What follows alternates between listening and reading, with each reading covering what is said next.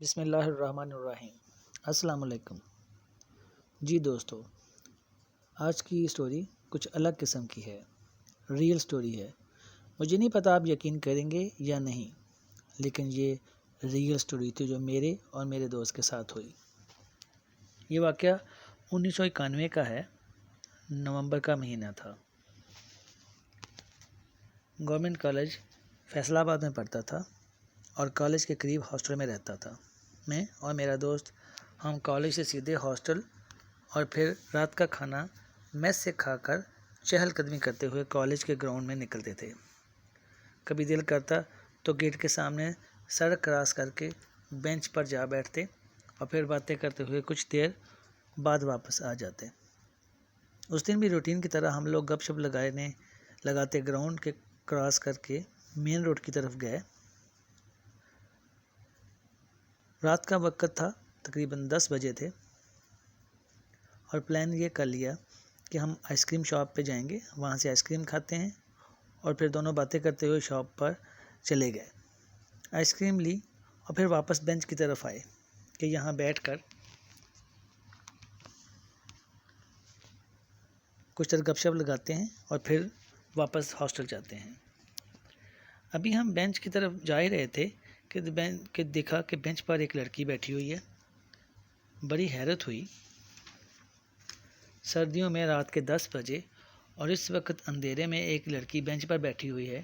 اس کا چہرہ نظر نہیں آ رہا تھا، لیکن یہ صاف محسوس ہو رہا تھا کہ وہ رو رہی ہے۔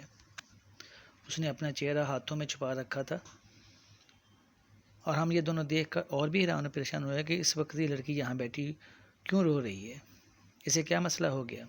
دونوں نے ہی اسے بات کرنے کا فیصلہ کیا اور اس لڑکی کی طرف چل پڑے۔ ہم بینچ کے پاس گئے تو ہمیں باقاعدہ سسکیوں کی آواز آنے لگی۔ میں نے اس کو آواز دے کر کہا کہ سسٹر کیا ہوا ہے، اس وقت تم اتنی رات کو اکیلی یہاں بیٹھی ہو اور رو رہی ہو، کیا ہوا ہے؟ وہ کچھ نہ بولی، بلکہ اور تیزی سے رونے لگی۔ میرے دوست نے اسے کہا کہ آپ کو جو بھی مسئلہ ہے ہمیں بتائیں، شاید ہم آپ کی مدد کر سکیں۔ ابھی اس نے یہ کہا ہی تھا کہ وہ لڑکی مجھ پر زور زور سے ہنسنے لگی۔ یہ دیکھ کر ہم دونوں اور حیران ہوئے کہ اسے کیا ہوا، یہ کہیں پاگل تو نہیں۔ خیر میں نے پھر آرام سے کہا کہ کیا ہوا ہے اور کہاں سے آئی ہو۔ اس نے جواب دینے کے بجائے اب کے پھر زور زور سے رونا شروع کر دیا۔ اب تو ہم دونوں سے نہ رہا گیا، اور پھر اس سے پہلے کہ ہم کچھ کہتے، اس نے ایک دم سے چہرے سے ہاتھ اٹھائے اور ہماری طرف دیکھا۔ اس کی طرف دیکھتے ہی ہمارے ہاتھوں سے آئس کریم گر گئی اور منہ سے سوائے چیخ کے کچھ نہ نکلا۔ اس لڑکی کا چہرہ بہت بھیانک تھا، وہ کوئی انسان نہیں تھا، یقیناً کوئی بھوت یا چڑیل تھی۔ ہم دونوں کی سیٹی گم ہو گئی اور پھر بس یہی کیا کہ وہاں سے بھاگے۔ یہ بھی نہ دیکھا کہ مین روڈ پر کسی گاڑی سے بھی ٹکر ہو سکتی ہے، لیکن کچھ نہ ہوا اور ہم گیٹ سے اندر داخل ہو کر گراؤنڈ میں آ گئے۔ تھوڑا رکے اور ہاسٹل کی طرف دیکھا۔ اب جو دیکھا تو لگا کہ جسم میں سے جان ہی نکل گئی ہے۔ سامنے گراؤنڈ کے آخر میں درختوں کے بیچ میں وہی لڑکی کھڑی، کبھی ادھر کبھی ادھر چل پھر رہی ہے اور کبھی ہوا میں اچھل رہی ہے۔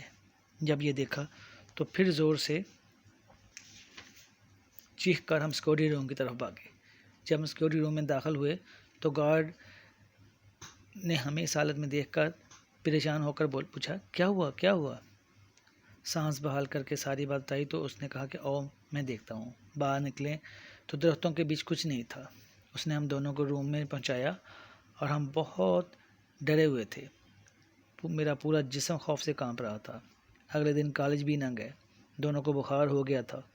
وارڈن کو صورتحال کا پتہ چلا تو اس نے رات کو نکلنے پر پابندی لگا دی۔ کچھ دن کے بعد ہم نارمل تو ہو گئے، مگر جب بھی گراؤنڈ کی طرف سے باہر مین روڈ کی طرف جاتے تو جسم میں خوف کی لہر دوڑ جاتی۔ دوستو یہ حقیقت ہے۔ آج اس واقعے کو کئی سال بیت گئے ہیں، مگر جب بھی وہ رات ذہن میں آتی ہے تو اس چڑیل کا چہرہ آنکھوں کے آگے آ جاتا ہے۔ امید ہے دوستو آپ کو یہ سٹوری پسند آئی ہوگی۔ پلیز میرے چینل کو سبسکرائب کر دیں اور مزید ایسے واقعات سننے کے لیے لائک کریں اور بیل آئیکن کو کلک کریں۔ شکریہ۔